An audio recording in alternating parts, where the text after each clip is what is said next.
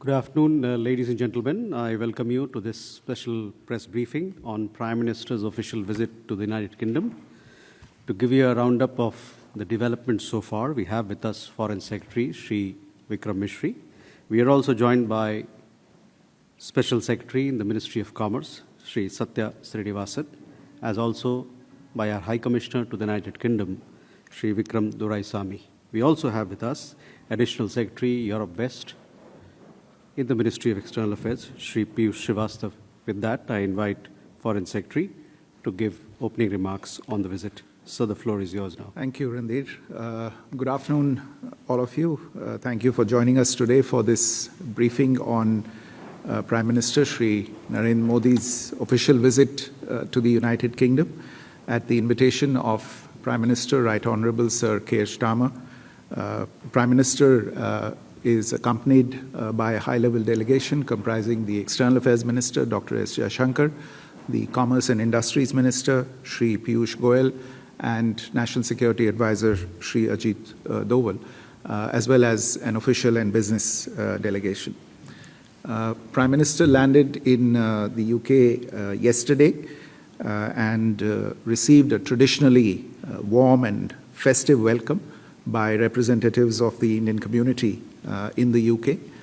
Earlier this morning, Prime Minister was hosted by Prime Minister Starmer at the Chequers estate, the official country residence of the Prime Minister of the UK.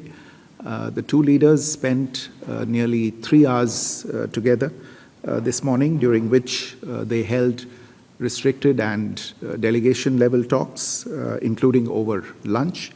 The two leaders had the opportunity to review the entire gamut of issues in the bilateral relationship and also to discuss regional and global issues of mutual interest.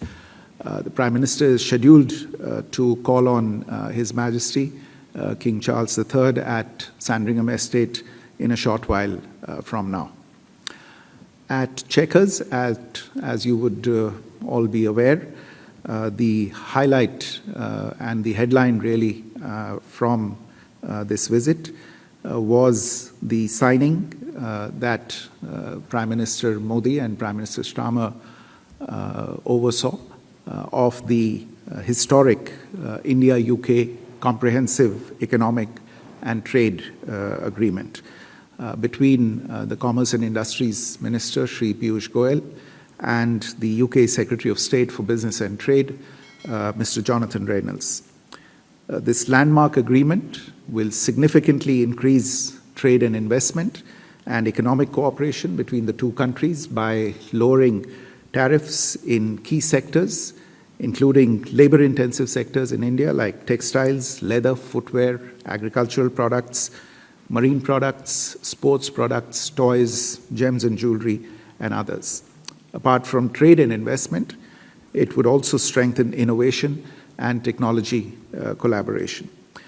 The two sides have also agreed to negotiate a double contribution convention, which will enter into force along with the free trade agreement and will facilitate professionals and service providers on both sides and reduce the cost of doing business in both countries. Documents related to the agreement are available online, and you may wish to refer to them for further details about the Comprehensive Economic and Trade Agreement. In addition, the two leaders also engaged informally with leading CEOs of business enterprises of the two countries. These CEOs represented key and relevant sectors of the respective economies. They were from the fields of health and pharmaceuticals, gems and jewelry, automobiles, energy, manufacturing, telecom, technology, IT, ITES, logistics, textiles, and financial services. All the business leaders expressed great satisfaction at the conclusion of the free trade agreement, which they were confident would unlock several opportunities for businesses in both countries and lead to greater economic collaboration between them. In addition to the free trade agreement, which, as I said, is the headline from this visit. There were other deliverables as well during this visit, and I would just like to highlight 4 of those today. In order to infuse higher ambition and renewed momentum into the comprehensive strategic partnership between the UK and India, both leaders today adopted the India-UK Vision 2035 document, which will steer the relationship for the next 10 years with a focused and time-bound program of action and initiatives in key pillars of bilateral action between the two countries, such as economy and growth, technology and innovation, defense and security, climate action and clean energy, education, and people-to-people ties.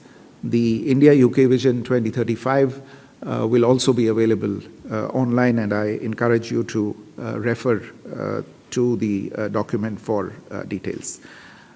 Second, both leaders welcomed today the adoption of the Defense Industrial Roadmap, which will open up enormous opportunities for joint collaboration for defense industries of both sides.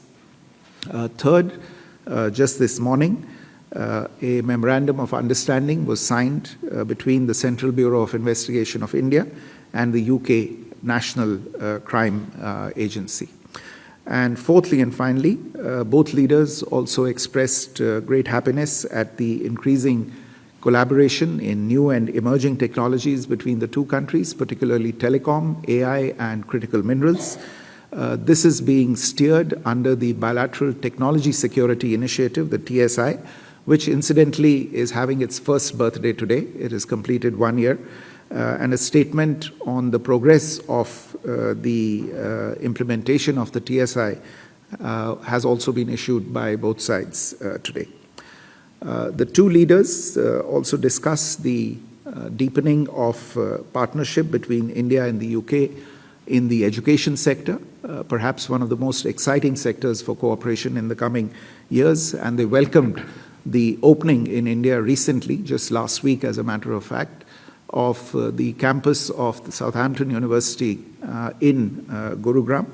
It's the first such foreign university campus to be opened in India under the new education policy of India.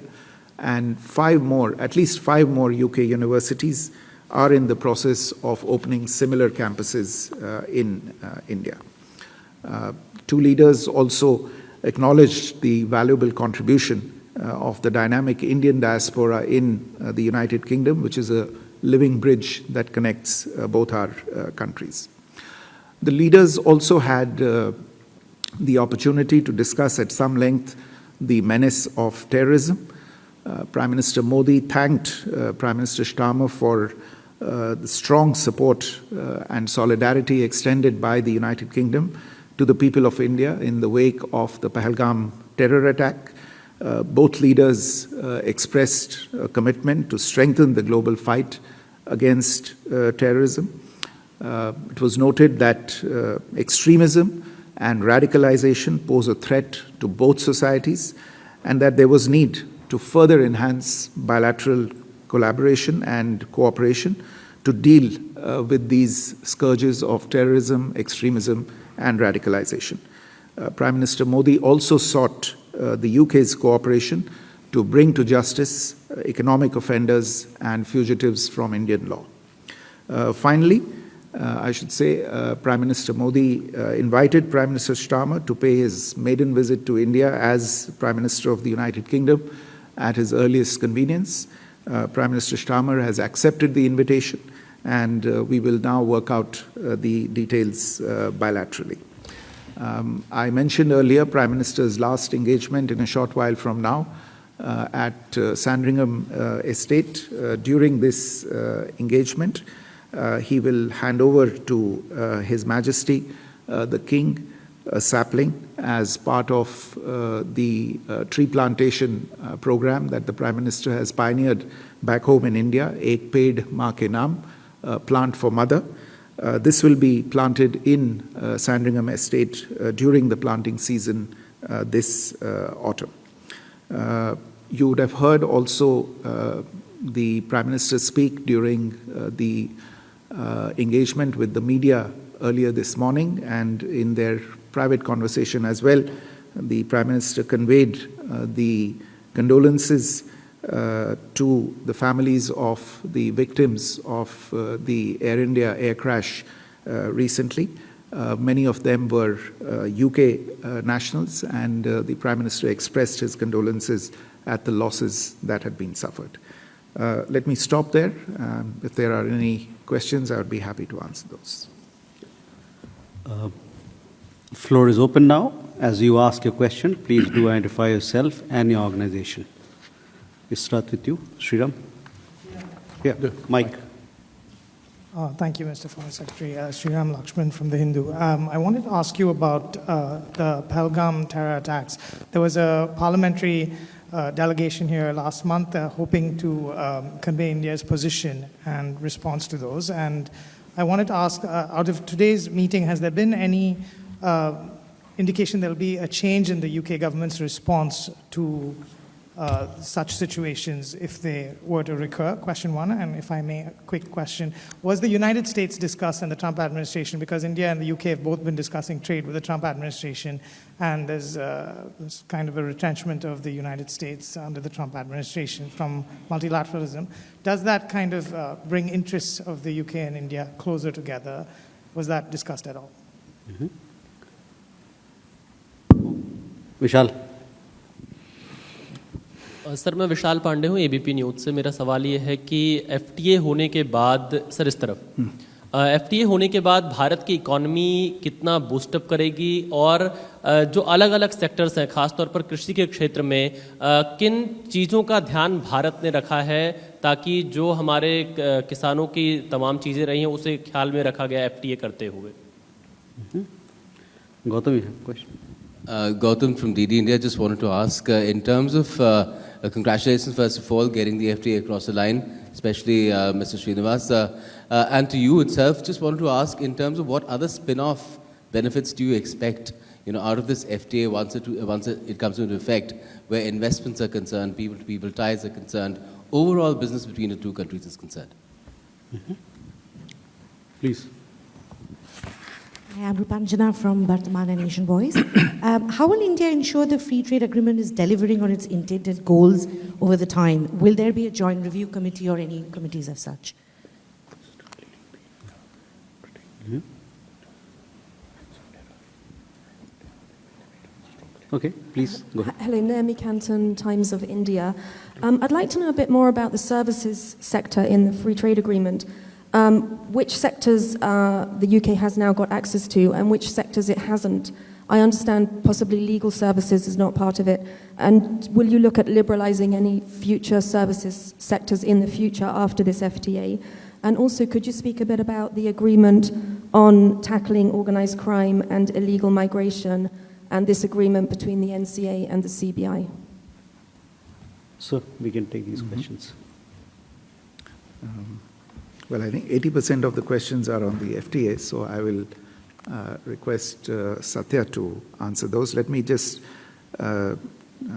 respond to the first question and then get out of Satya's way. On Pahalgam, we saw a very firm response from the United Kingdom, a condemnation of terrorism. This remains an important subject of discussions between the two sides at all levels. As I mentioned, it was discussed between the Prime Ministers today as well. And I think there is a fair degree of identity of views on the importance of collaboration against what is a global scourge. And there is already close cooperation between India and the UK at multiple levels, the official levels, and between the concerned authorities on law enforcement authorities on the two sides as well. We expect that this will continue in coming times.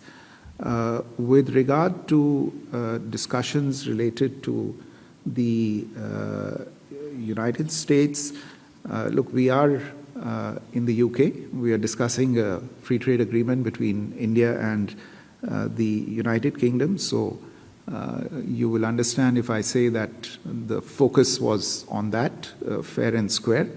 Naturally, the overall environment globally of world trade was referred to.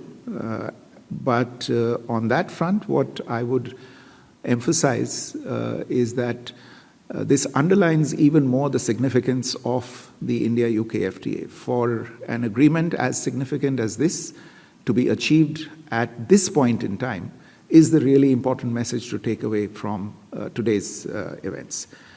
So that's what I would say on that issue.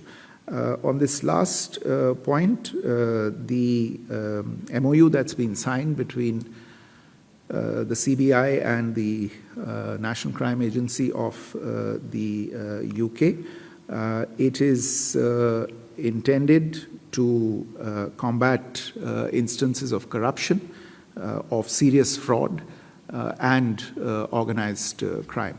There has been some cooperation on that, and we are able to now institutionalize this cooperation.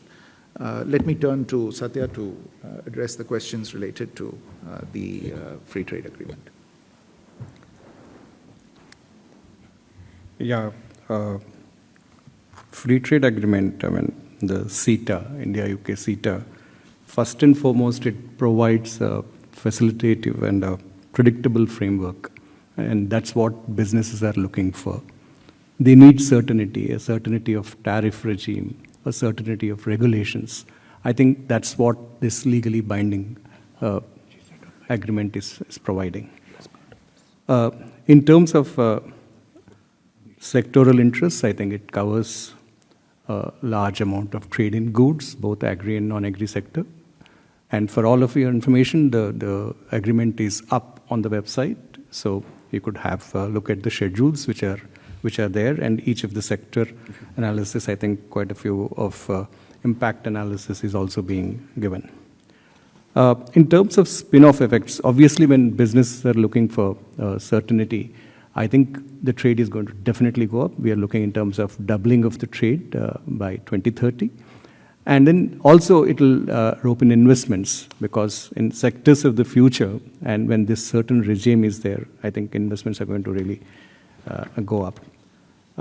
There are mechanisms built in terms of joint committees in various chapters, so the policy areas.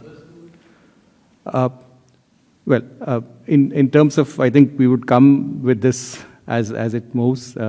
Right now, different sectors of interest, because industry also has expressed interest, and to convert into numbers, I think it will take a little time, because they are also looking in terms of what reductions are there, eliminations immediately or phased reductions. So for their calculations as well, I think they need to look at where the details are available today.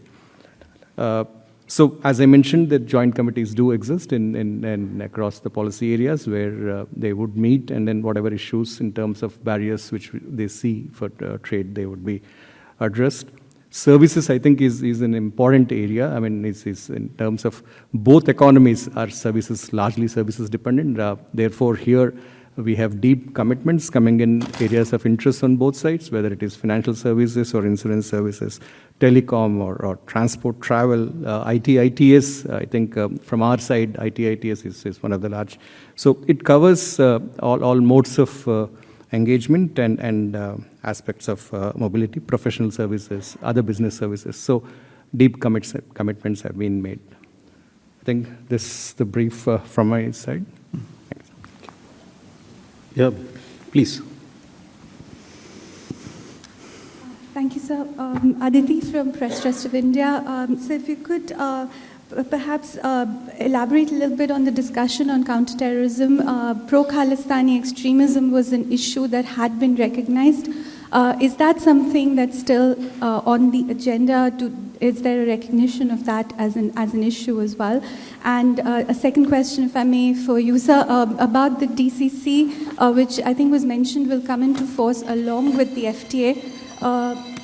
we were given to understand that at the moment only a legal understanding has been made and the negotiations continue. So if you could just give us a little bit of an elaboration on that. Thank you. Please.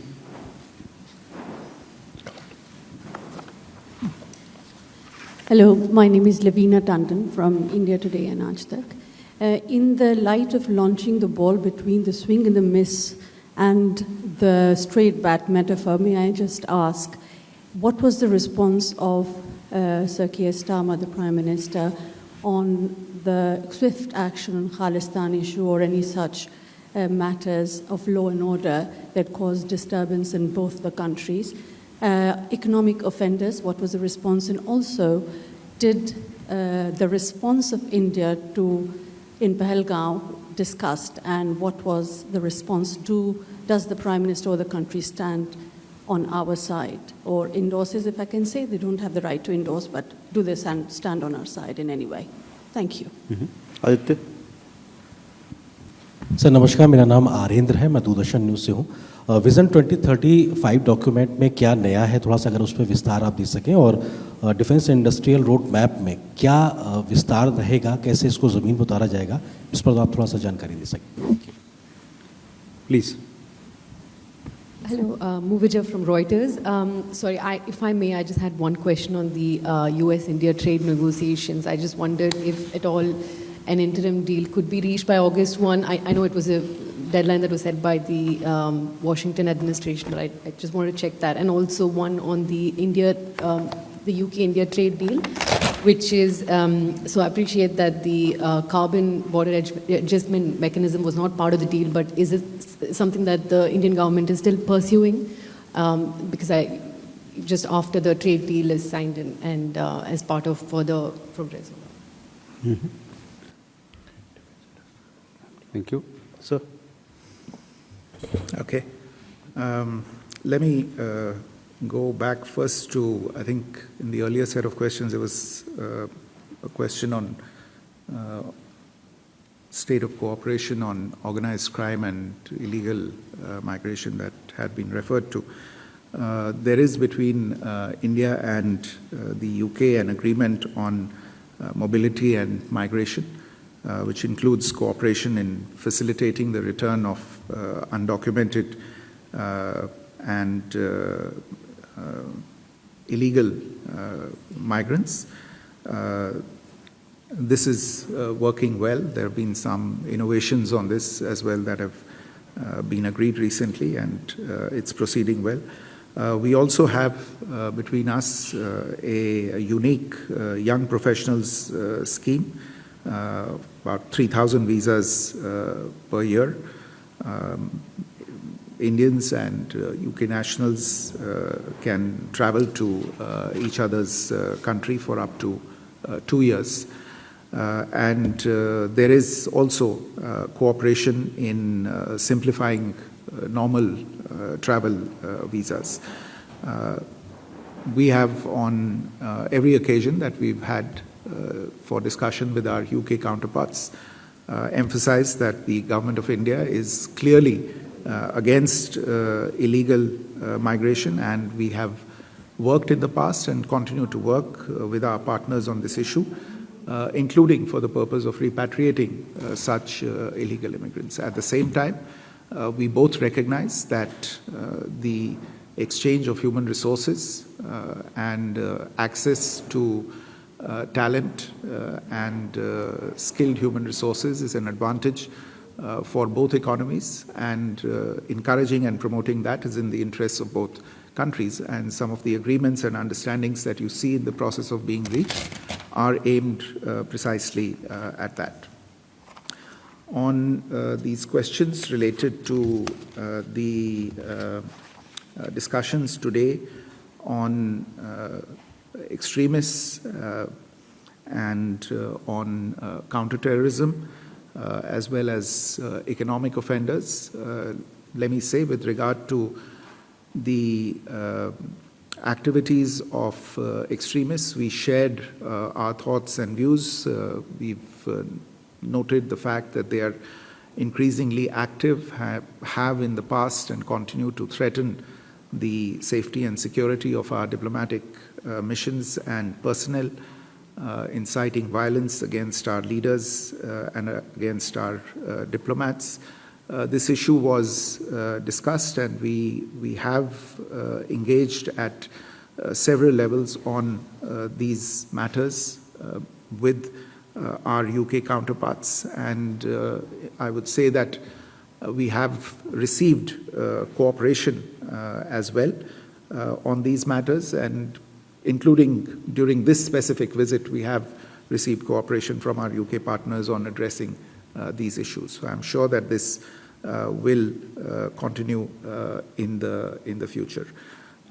On terrorism and on economic offenders, I've already mentioned that we've continued to bring our concerns to the attention of UK authorities. As far as economic offenders are concerned, we understand wherever there are legal processes to be entered or to be carried through, we expect that those legal processes will be taken to their conclusion in an expedited manner so that justice can be served. On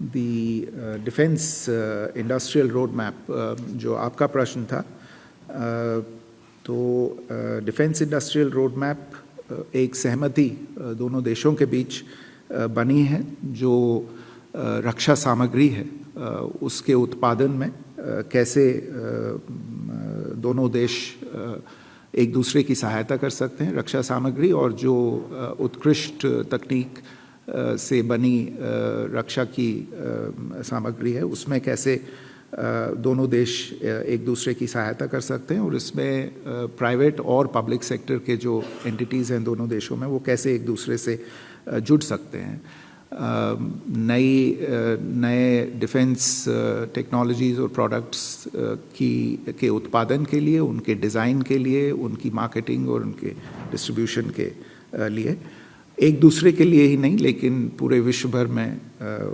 कैसे उसको उस पर काम किया जा सकता है और इस रोड मैप से दोनों देशों के बीच जो अभी तक काम चल रहा है उसको और बढ़ावा मिलेगा और जो एक तरह से इंस्टीट्यूशनल लिंक्स हैं दोनों देशों के बीच वो आगे बढ़ाए जाएंगे on Vision 2035 as well. Vision 2035 is really built around 4 or 5 major pillars, and then there are a lot of activities that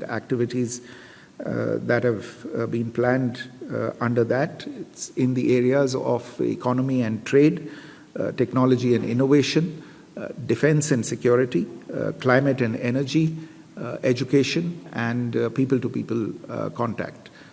Several of these subjects were discussed extensively between the two prime ministers today during their restricted talks as well as during lunch as well. For instance, there was a discussion on possible cooperation in the field of space, on startups, in the emerging technologies area, a discussion on AI and telecom.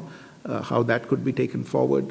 There was a discussion on the priorities that both sides had on technology and innovation and what both countries were doing in their respective areas on this.